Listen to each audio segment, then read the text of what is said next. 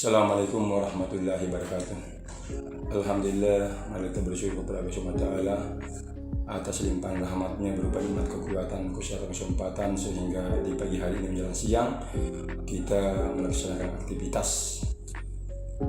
Saya atas nama Kepala Desa Bajo akan menyampaikan geografis Desa Bajo. Jumlah luas wilayah Desa Bajo 22 hektar, jumlah KK atau jiwa 1.675 jiwa, jumlah penduduk 477, jumlah laki-laki 869, jumlah perempuan 806, jumlah nelayan 830. Kehidupan masyarakat Desa Bajo mayoritas nelayan. Di sini ada kategori nelayan sedang, ada nelayan rendah, dan ada nelayan menengah. Jadi di sini nelayan kita tiap hari aktivitasnya itu ke laut untuk mencari hasil. Kemudian ada nelayan bagan, kemudian ada nelayan pancing, dan ada nelayan pukat.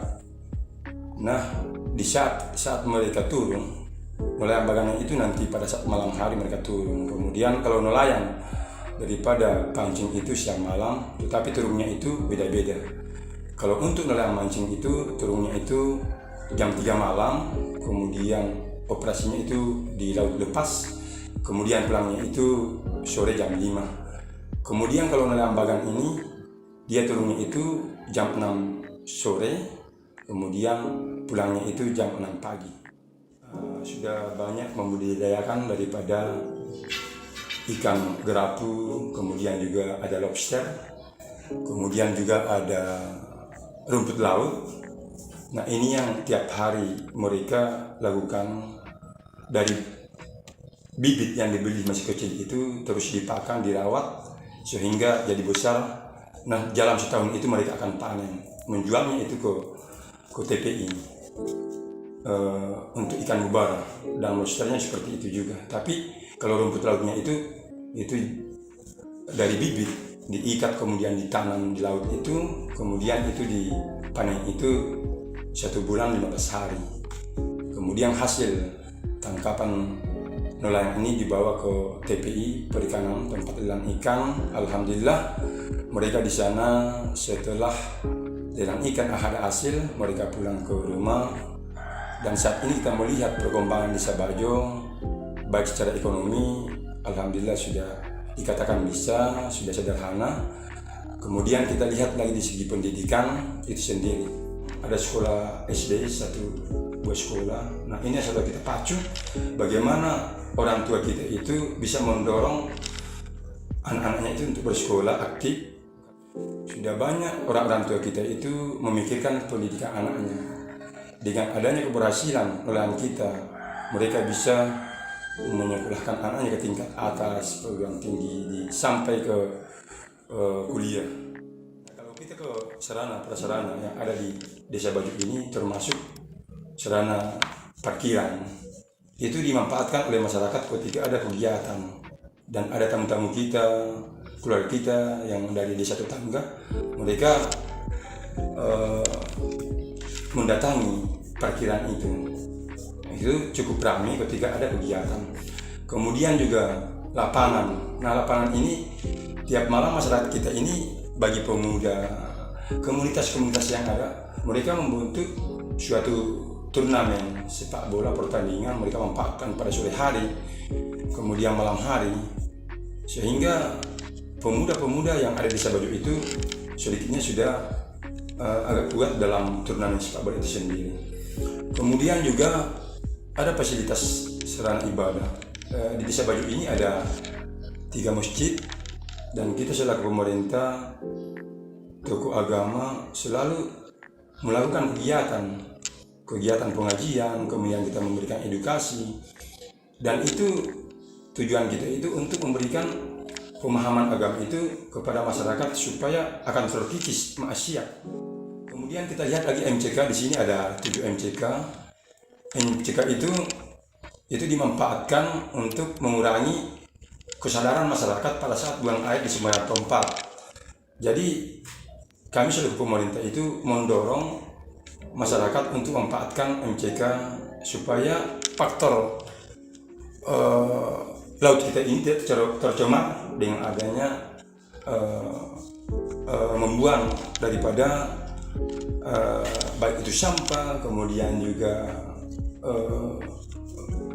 kotoran, itu akan mengganggu daripada sumber daya kita.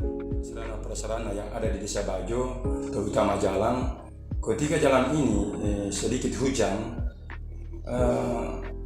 air yang dari gunung itu bisa mengganggu daripada jalan kita, karena faktor airasinya itu yang belum terbuka, sehingga kami juga sebagai pemerintah ini akan memikirkan program ke depan kita lebih dilakukan pembuatan drainase dengan adanya dana DD.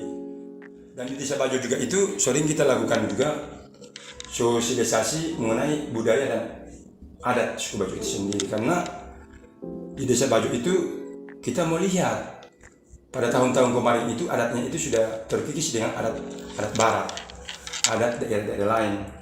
Jadi sehingga kita menginginkan harus ditingkatkan kembali dengan adanya program dari pemerintah desa, kemudian mengumpulkan komunitas sahabat budaya, kemudian juga mengumpulkan komunitas Bajo Island, kemudian Karang Taruna.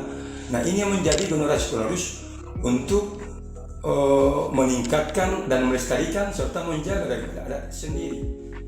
Melihat sumber daya alam kita, memang Desa Bajo ini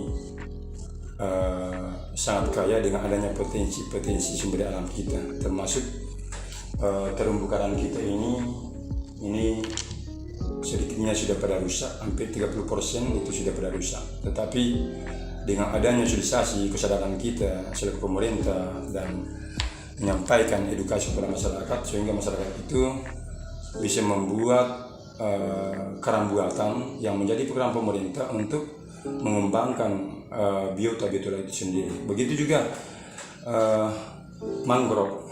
Mangrove ini tempat ikan menetas atau bertelur, bermacam-macam jenis ikan di dalam mangrove itu, sehingga kita melindunginya, perlu dikembangkan. Saat ini kita melihat memang sumber daya alam kita ini, ikan batunya itu sudah mulai mengurang karena dari faktor sumber daya alam kita yang sudah rusak. Mungkin hanya itu yang perlu saya sampaikan. Mudah-mudahan juga kami sebagai pemerintah ini akan selalu untuk menerapkan apa yang menjadi program kita di Desa Bajo. Demikian, Assalamualaikum warahmatullahi wabarakatuh. 1, 2, 3.